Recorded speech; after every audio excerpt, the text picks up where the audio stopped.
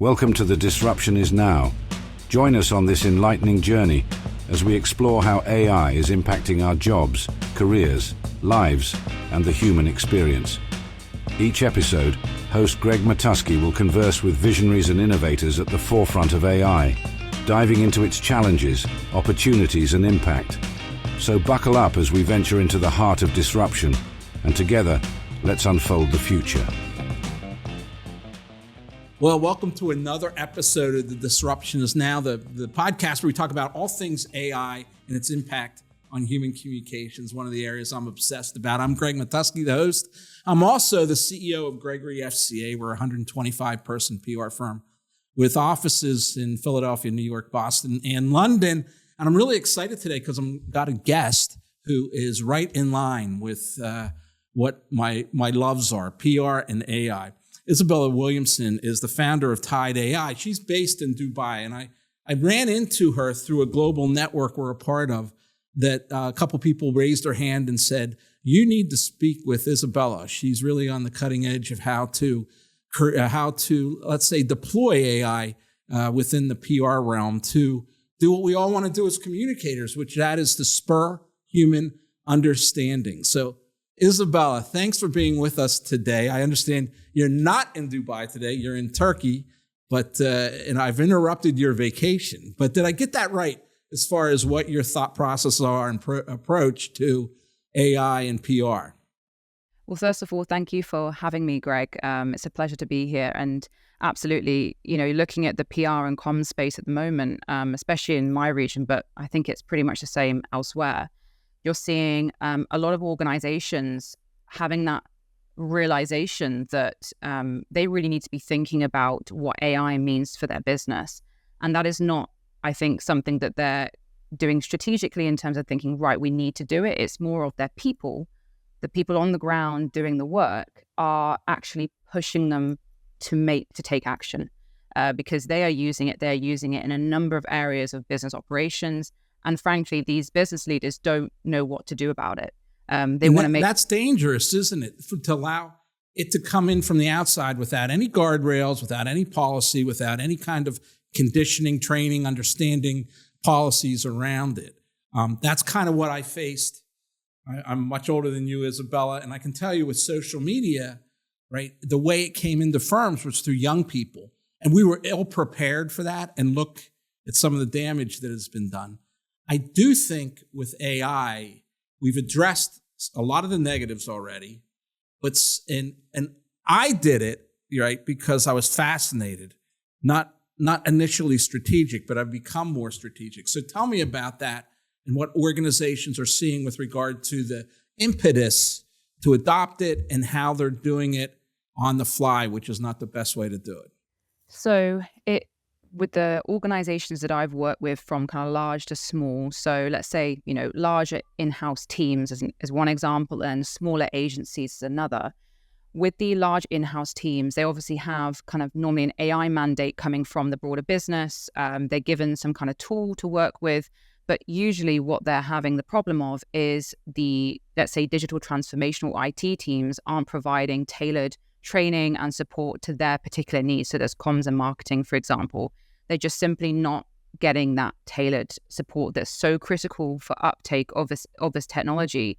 And when I say uptake, I'm also talking about kind of ethical use and secure use and effective use that drives both opportunities and risk mitigation within those teams. It's just simply not happening. And that's something that I've kind of gone in and had to look into more, is how can they better translate what the broader company is doing into their very specific niche use cases and needs.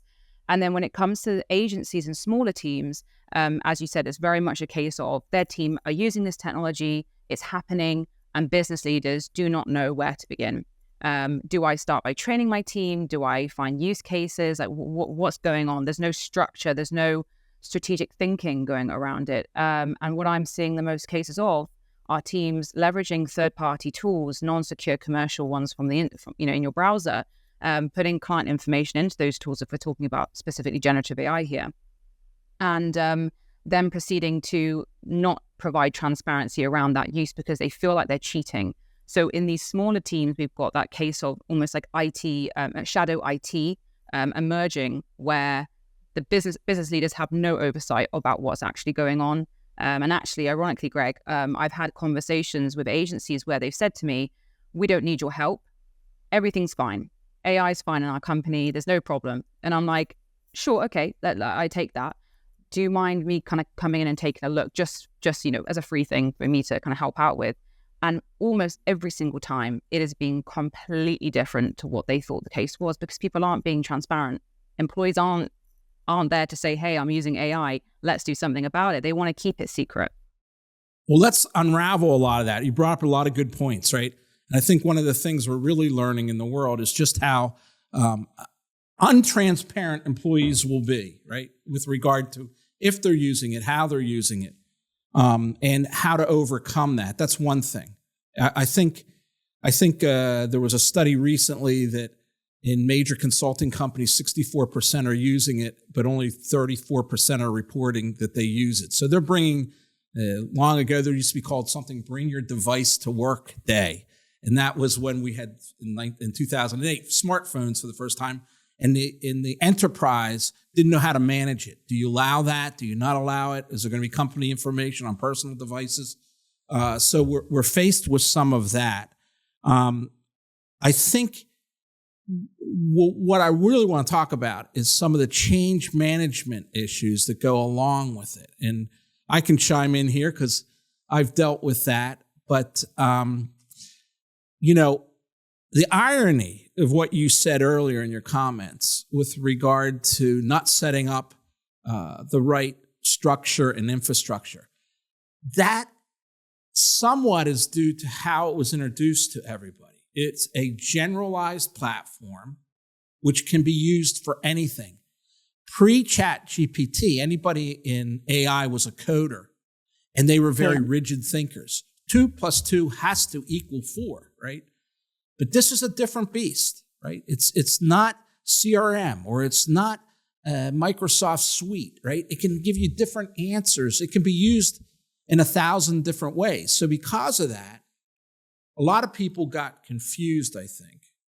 But then what I have found is those who are storytellers are flexible thinkers, and they understand that consistency isn't necessarily the hallmark of creativity or high quality work product. That 10 writers can come at a project in 10 different ways and still create valuable work. So it's ironic of what you say with regard to not having created the infrastructure, yet that's the way this was it was launched upon the world. Here you have a line.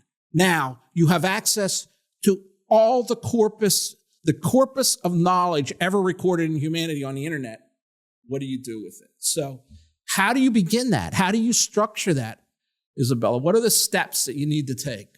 Yeah, it's a good question. And I think I'll start off by saying that one kind of false belief in our industry, I believe, is that this topic of AI is very much a problem for IT or digital transformation teams. As you're saying, we've moved away from it being solely owned by coders and developers. We're now seeing it more democratized across all different types of employee with lots of different skill sets, especially those critical thinkers, storytellers who have, like you said, an incredible ability to take what AI is producing and really turn it into something quite amazing.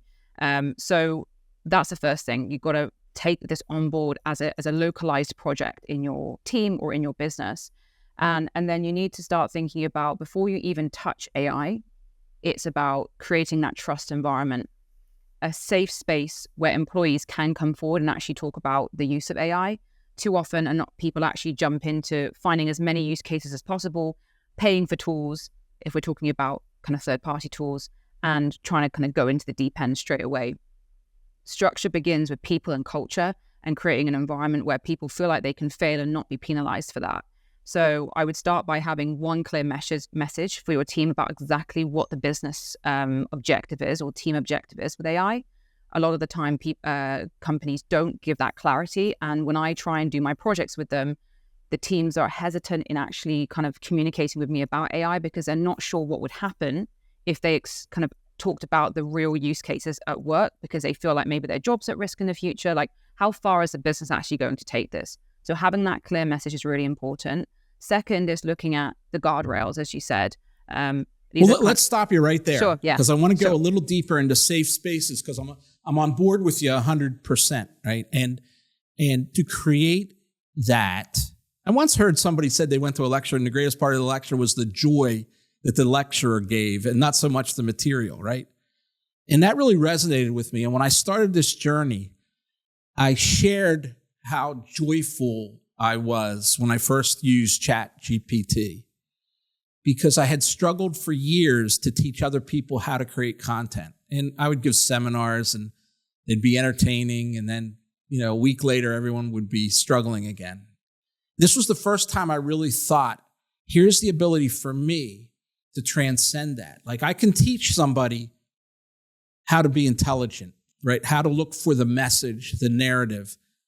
But when when the hurdle is all the data and information, the words, the syntax, the grammar, that's almost overwhelming. Like, you never get to that point a lot of times because there's so many words. As a writer, we know, as a content creator, we should command 1 million words or 100,000 words. That takes a lot of brain neural network development to be able to do. And because of that, people would never get to the point of the message, the narrative, what resonates, what is really high impact, right? So I was joyful when I saw it.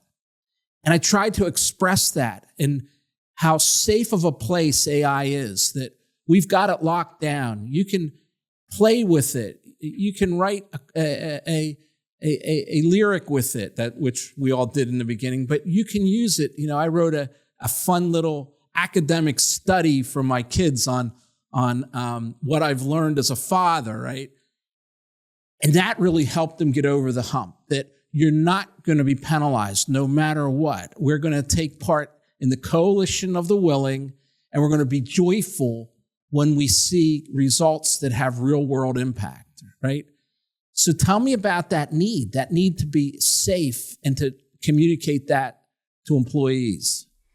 So it is a really tricky one, because on the one hand, you want to show them the potential of these tools and how it's really, as you're saying, it can really help them with things that they feel is fundamental to their job, but actually a lot of the time it's not. It's actually just standard base level and skill that's required across everybody.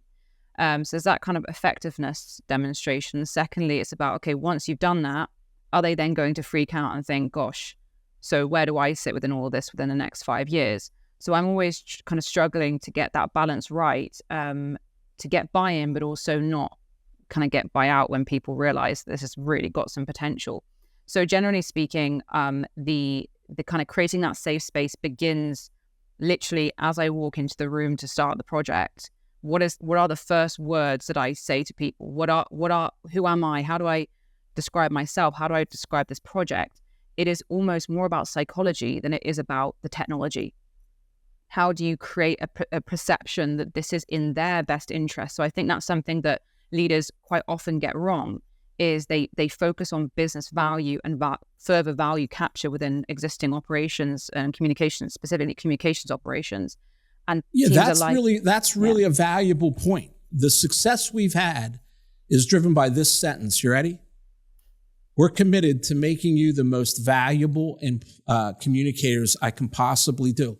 If you stay here, you'll be more valuable to us. Thank you. Fantastic, yeah. If you go on, you'll have a fabulous career and you'll call me up with assignments. Yeah. But I want to safeguard your career. Change is coming, folks. Like, my race is run, right? I've been at this for 40 years. I'm just doing it at this point to help safeguard the industry and safeguard your careers. They didn't believe me at first, but no one's gotten laid off because of AI. We've created more opportunity. We've created more outreach. We include in our contracts a clause that we use AI, and here's how we safeguard it for you. And we've turned our content people into our ambassadors who do the training now. And we turned our staffs into competent professionals who not only use it, but can explain its value to clients. It may work in certain prompts along with the client who never objects. They may draft the first round, for instance, in Chat or Gemini or any of the others, and then send it to us because we know, where to eliminate the vapid language that comes from poor prompting and really make it a high quality piece of work. So that's a big issue. And I'm really excited. You're the first person in my profession who's ever articulated it like that. Now let's go to guardrails, right? Because Sure. I cut you off. I apologize. Yeah, go ahead. So tell me what I need to know. So I think as a base level, obviously each team's their own, and each company has their niche kind of needs in this space. But as a baseline, every team should have a policy and some form of a plan. So that's where the kind of mission statement sits, right? With the policy document, it's not as simple as saying, this is what you can and can't do with AI. You've got to really spell it out for people. I've seen a lot of kind of guidance published by kind of trade bodies and whatnot about the principles of great AI use, best practice, risk of kind of free AI use. And frankly, that's not good enough for a lot of teams. They don't understand what it means when you say, be transparent about your use. Like, does that mean I have to tell everybody? Does that mean I have to tell the client? Does that mean I can be transparent only when I, feel that I need to be? There's lots of ambiguity around current guidance. So company needs to create that guardrails by literally spelling out what is the flow that I go through when I use these tools. What am I doing? What is the tool doing? To what degree? So kind of figuring out those models of collaboration with these tools on different use cases. So I know, for example, that with a press release that maybe I would be doing, let's say, 30% of it, and the AI will be doing the other 70% because of the nature of that type of content. It's less creative than maybe writing an article or a byline. So it's about, as a company in your policy document, really spelling out what on a practical basis do my team do and not do. And I think as part of those guardrails, it's not just about how internally it's used, but actually how you also speak with clients. As you're saying, Greg, I mean, it's amazing that with your team that you have so much clarity around this, because honestly, 99% of the companies I've spoken to do not know what to do. Is how do you actually speak to clients, external stakeholders, about the use? Some are not particularly happy about it. Some are really happy about it. Some are forcing agencies to use it. Some agencies are rejecting. It's a bit of a messy situation at the moment, but it's about having that clarity with your team, the whole team, that this is what you say when clients and external stakeholders ask, and it's the truth, and it's upholding our reputation as a business. Most people don't have that. Well, it's interesting because we do have a clause in our contracts. That's where we disclose it, right? And I bet you since this has gone into effect, we've had 50 contracts. Only one client objected to it ever. And the policy is that we use it. We're proud that we use it. We're transparent in our use. We have these safeguards in place to assure that your information will never be used in future training models. We use certain software to assure there's no issues with plagiarism. We say that if something needs to be copyrighted, we need to know that and identify that and do it and use a different process to assure that the U.S. Copyright Office will grant copyright of this, and we need to document that it was done by humans. And only once has a client objected. Now, they had an add-on to their contract yesterday, which we put the AI clause in, and now they don't object to it. They objected to it initially, right? But now it went through and they accepted the AI clause as it stands. So, our degree of transparency is, let me tell you, I can show you how to use it. We can work together. I can do a workshop. I could help you and your people use it so that we get rid of a lot of traditional friction in the client-agency relationship that now we can overcome if we're transparent and open about it. Because in the end, the client could care less how you do it, as long as it's original and safe. And what they care about is the quality of the content. And does it express the brand promise? Does it meet their needs for communicating with external, internal audiences? I totally agree with that, Greg. That is something that I've been trying to help agencies understand, is that we're really shifting in terms of business models. We're really seeing a big shift happening. It's less about how much time did it take you to do something, but did you achieve the output that you promised? And that, I think that's very difficult for a lot of people to accept. They very much see value hinging on, I spent a load of time on something, therefore it is very valuable. So I would say that, again, you are well in front of most in that thought process, and it's going to be interesting to see over the next couple of years how agencies try and change with this, because if they want to be transparent about their use, then they're going to have to be transparent around how much time things are taking potentially. You know, it's you can't have transparency to a certain degree and then neglect the rest. Teams can't be padding their time that they're doing for tasks while they've been using ChatGPT within that mix and saying it took them 3 days when it actually took them half an hour. It's a bit of a messy situation. But yeah, I don't know if you've seen maybe in the US any further occasions of people actually kind of taking this on board and trying to be more kind of product oriented rather than, you know, time and kind of process oriented in their use of AI. It's funny. And I said this from the beginning, right? The way to overcome the issues of time and cost is to surprise and delight your client with more velocity and quality, right? By that, I mean, we used to do a press release, Isabella, right? Once you have that press release in the messaging done, you can now create talking points. You can now create a blog post. You can now create the contents of a PowerPoint. You can now create the script for the CEO, for internal audiences, for external audiences, for investor audiences, for consumer audiences, for regulator audiences. So let's not operate on old models here, right? Let's become super creators that we provide the entire portfolio of product in the same time it would have taken us to do one or two things. Absolutely.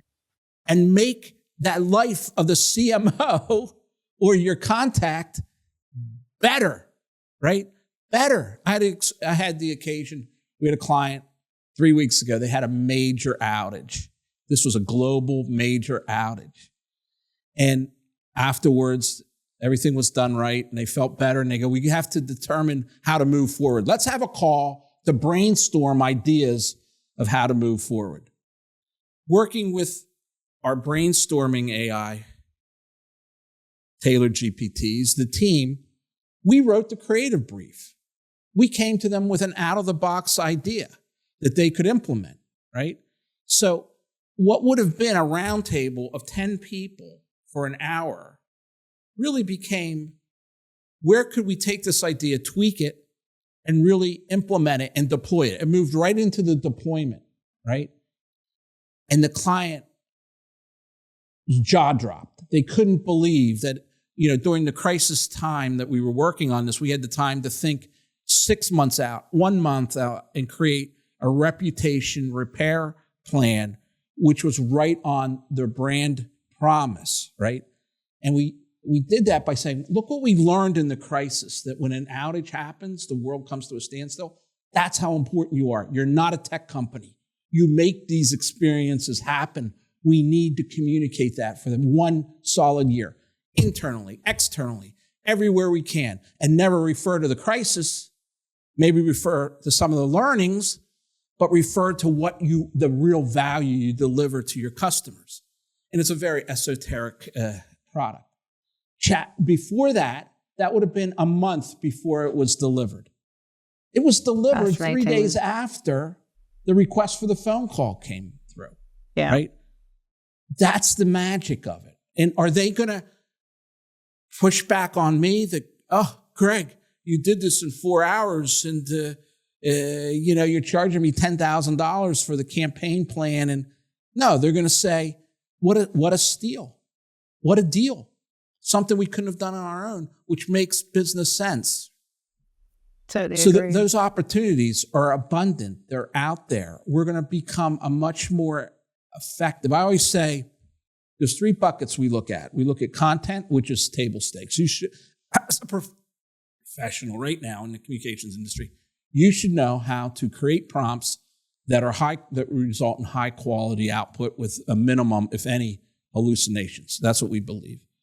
2 is brainstorming. That was the example I gave you. You should be able to go beyond, go deeper, set the machine into the topic area so that you get a better output than, like, if you just say, hey, I want to do a PR campaign. Oh, you should do a blog. You should do a podcast. Well, that's pretty vapid, right? But go deeper, right? And the final thing is workflow. Where can we reduce the traditional friction that PR firms have accepted and exploited, right? Oh, we didn't get into the Wall Street Journal because you didn't get back to me in time, right? Yeah. But that doesn't help retain the client. You don't get credit for that. It's just an excuse. So workflow improvements is the 3rd pillar that we really focus on. And we do it with a team of 100 people. Well, it's 125 totally. 100 people are actually client-facing and a part of this coalition of the willing. And they come up with ideas, and we celebrate their ideas. And we give them gift cards when there's a prompt that's written and that saves time and the tedium or the thought process behind it. So I think you're right on mark. Now let's talk about change management more in depth, because as you know and I know, it's not about the tools. Yeah. It's not even about it's changing behavior. Yeah. How do you set out to do that, Isabella? It's first of all, as part of that kind of setting up the guardrails, I would make sure there is a plan in place. So whether that's part of the AI strategy that I would put out for them or separate, there is a specific section on change management. And it usually comes down to, how are you going to reduce resistance in implementing this plan that we've got written down here? What are the initiatives that can be launched? How is the training going to be engineered to ensure that you're not just coming in and teaching them a prompt, you're doing a lot more than that speaks to their fears and their interests as employees. It's a very holistic kind of look at the organization and what can be done to pretty much get people on board for this AI integration program that you're launching kind of post those guardrail stage. So what I do a lot of different things, but I'll focus on the training as being kind of the first kind of real touch point with the team, where I'm kind of properly introduced and kind of with them, talking about AI. And prior to that, I would actually do an interview and a questionnaire to just get my grips with what they're doing, what they think. And then the interview's kind of looking more at them as a person and what makes them tick. What are potential opportunities and barriers to their uptake of this program? So I've got a pretty person-to-person perspective on exactly who's going to be in my training and what they're looking for. I start with training by throwing everyone off. The first training session has got nothing to do with AI. It is, I ask them this, can you explain to me what makes a good press release? What makes a good piece of content? Can you explain to me systematically what it is? I'm not looking for kind of a gut instinct of this is what it is. I'm looking for actually what is it? Most people can't do that. That's what I found. Secondly, I asked, okay, a lot of people complain around AI assisting with this process.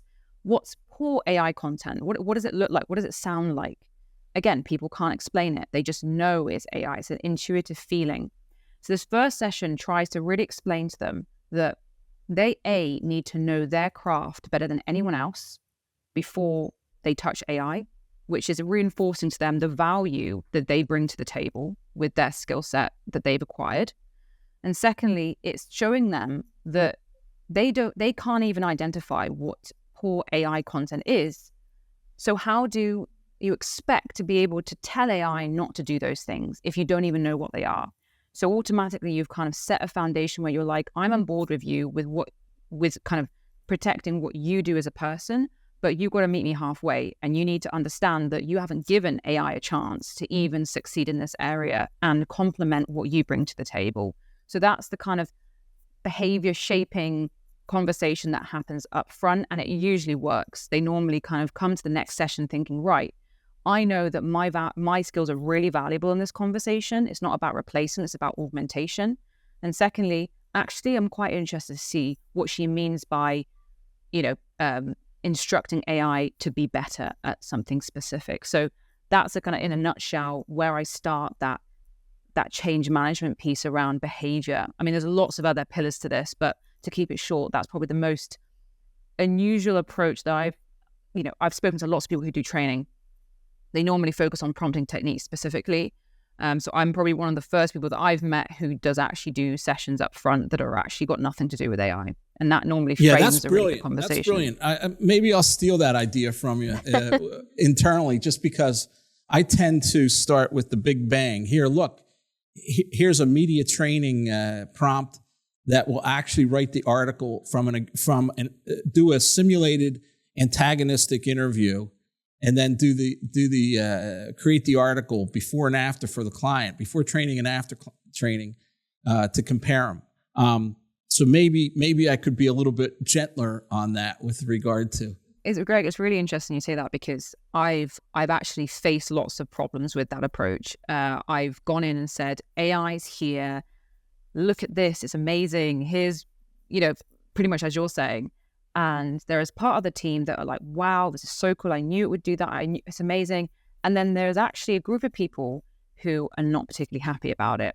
And they straight away get their backs up in terms of my program and what we're doing. They are usually the ones that are the more competent copywriters, from what I've found. It doesn't happen everywhere. Ironically, they're the most hesitant about AI. But what I've also found is that the ones that are most hesitant and respond the worst to those types of intros are the ones that end up being the best prompt engineers when they actually get on board. Absolutely. I'll tell you the quick anecdote here internally. I have one of the editorial professionals. He's on the content team, and he comes from the media. So you tend to be skeptical if you come from the media. You tend to have good skills, but you tend to be skeptical, which is difficult because they don't even see the skepticism sometimes. Like, I have to constantly tell them, you gave the negative in a press release here. Like, why would you share that with the world? Can we because I'm trying to be fair and balanced. And I'm like, but you have to have a perspective, and the perspective is the client's perspective on that. But anyway, for a while, the uptake was not real quick with the content people. So I surveyed them, and it came out during a conversation. What do you want to do? Just replace us?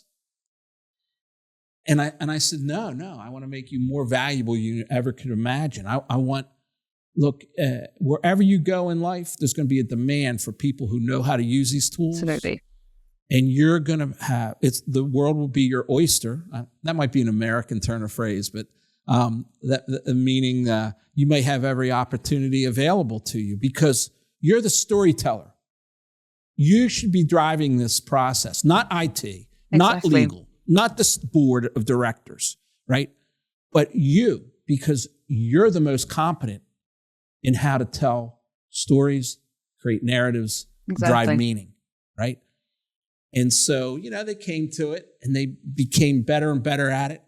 They had a lot more to do because they're overseeing the training program, but AI has given them more time, right? So they have, if you ask them today, are you any less busy?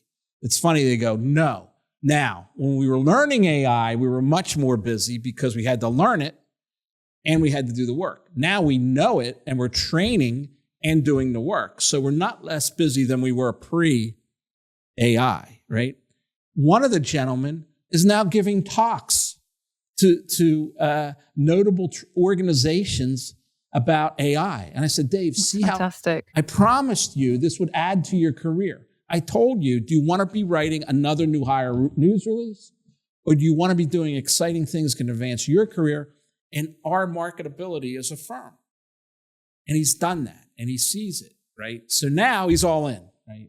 Now he understands this wasn't the pretense for reducing costs. This was the means by gaining a competitive edge, which required both a commitment to advancing career skills and a commitment to advancing firm-wide quality standards. And it worked. It worked. I mean, I don't know if you've seen any studies on productivity gains within PR firms. Have you Has anything come across that interests you? Any case studies of what productivity gains those that join the coalition of the willing achieve? Yeah, so it's a good question. Honestly, I feel like our space is slightly lacking in that, because they're literally now, again, I'm speaking from the kind of more Middle East region, since that's where I've focused a lot of my work. This is a tech-savvy region, as we know, and you would expect a lot more agencies in that space, working with clients in that space, to also be kind of taking us on board and thinking critically. The reality is that is not the case, and a lot of them are, like I said, not being proactive in addressing AI while their people are taking it on board. So there aren't that many studies out there that really bring clarity to productivity gains. The one that I've normally gone to when speaking with teams around productivity gains is there was an MIT study that was done that looked at how generative AI can impact productivity, but this in a generic sense, but focused on content development, standard content development tasks. So they may not be a press release, but short form, long form as being the kind of general basis. They found with that there was a 40% increase in productivity or time spent, so reduction in time spent on those types of written tasks, and an 18% increase in quality. That 18% increase in quality is usually the one that is argued a lot when I speak with people within our space. They're like, oh, how could AI possibly increase the quality? I get the productivity element, but quality, no, that's for humans. But I'm sorry that, especially in my region, there are a lot of PR professionals who are not native English speakers if they're doing a lot of content in English. And actually, AI is helping them to increase the quality of their English language output. And even still, I've gone into teams who, frankly, their quality of written English, and they are native speakers, is not great. And I know of clients complaining about content, and I'm like, this is perfect. This is ripe ground for a tool like ChatGPT, a generative AI tool, to come in without breaking the bank and actually help your team increase quality and increase, like you said, customer satisfaction, client retention. So it actually has such a ripple effect across your whole organization. So quality and the concept that AI can actually do better than humans in some occasions, or at least enhance what we have done to the flip of what people are used to. That's something they're really kind of grappling with at the moment. But it is the case. I'm a big believer that, look, humans have to oversee this. We all know the human in the loop cliche. Yeah. But the end result can improve the quality dramatically. I will, after our talk today, I will send you a still unreleased study that we've done, which I think will be very encouraging to you with Please. regard to a case study and on our own productivity. And we continue to try to monitor it quickly. And until now, all I had was anecdotal stories. And some of them were really compelling. I mean, I often tell the story of a young associate who's great at client relations, great with brainstorming, great with media relations, but every job review, every 6 months, it would be a discussion about improving the quality of the written product. She became an early disciple of our training and now creates entire content programs. But Isabella, we trained her I recognize the telltale signs of vapid, empty AI content. Yeah. We trained her how to reduce hallucinations by providing more information than less in both the prompt and where the machine is pointed to find facts, right? And so that was all anecdotal. And, for everybody that tries to hide it in a positive environment, you could say maybe some people are trying to inflate it to ingratiate themselves to the ownership who's promoting it. So I didn't have the numbers, but I'll share with you the numbers. And the document was created using conversational AI through ChatGPT-4, Fantastic. which I find at this point in my career even more productive. I find if I can build prompts by speaking, the results are often more conversational and at a higher quality of writing because they meet the reader where they live. That's interesting. I find when I type it, it's sometimes more formalized, more that academic, hey, this could have been a college term paper kind of work.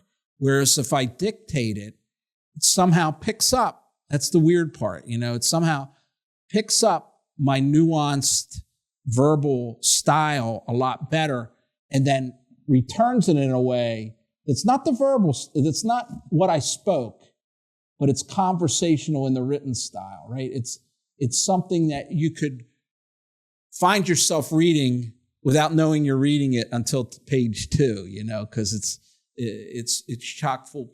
Maybe I'm slipping in an anecdote.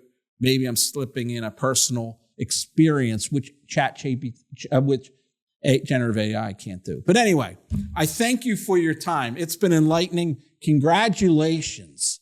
I think you're absolutely on the right track. I think what you're doing is structuring many of the things we did just because two things. We were worried we'd be left behind, and we saw a joyous opportunity to help others, right? There was no structure behind my program. It was just like, of course the ownership has to be the champion. Of course we need to build training. Of course we have to know what bad generative AI so that you can understand good generative AI. But we never put the structure in place. And from what I'm hearing from you, you've put that structure. I'd highly recommend any PR firm to reach out to you to get them on this train. And how can they reach you, Isabella? Either through LinkedIn, that's usually where people go, just Isabella Williamson, or via email, just isabellawilliamson@Tyde.AI.com, which happy to kind of write it down after this. If there's any kind of social content around this podcast, we can put that in there. But happy to answer any questions. I know this is quite an uncertain space for people, but honestly, Greg, what you are doing is the most comprehensive example. Again, as you're saying, predating ChatGPT and the current form of generative AI that we have. It's just absolutely fantastic. And the white paper will give you the story. We had built a platform before ChatGPT. We called it Gladwell after Malcolm Gladwright, after Malcolm Gladwell, because he's a fantastic nonfiction writer. And we actually created a press release writing. It's still online, writerelease.com, which was a templated form of skin of ChatGPT and templates. So it was 70 different choices of press releases. Each press release prompted you as to what you needed. If it was a new CEO, it would ask you a set of questions. If it was a new product, it would ask you a new set of questions. So we've been at this a long time. And I got to tell you, of all the people I've spoken to, you are precisely on the right track. And I got to congratulate you and say, keep out there. We need more people in the coalition of the willing preaching the success of what we can do. Because in back of all this, we want to improve human understanding. That's a good thing, folks. It's a great thing. Yeah. So thank you again. Go enjoy your vacation in Turkey. Thank you. Thank you so much, Greg, for having me. It's been a fantastic chat. This podcast is a production of Gregory FCA. If you enjoyed our discussion today and want to continue exploring the transformative power of AI, please check out more episodes and subscribe wherever you listen to podcasts.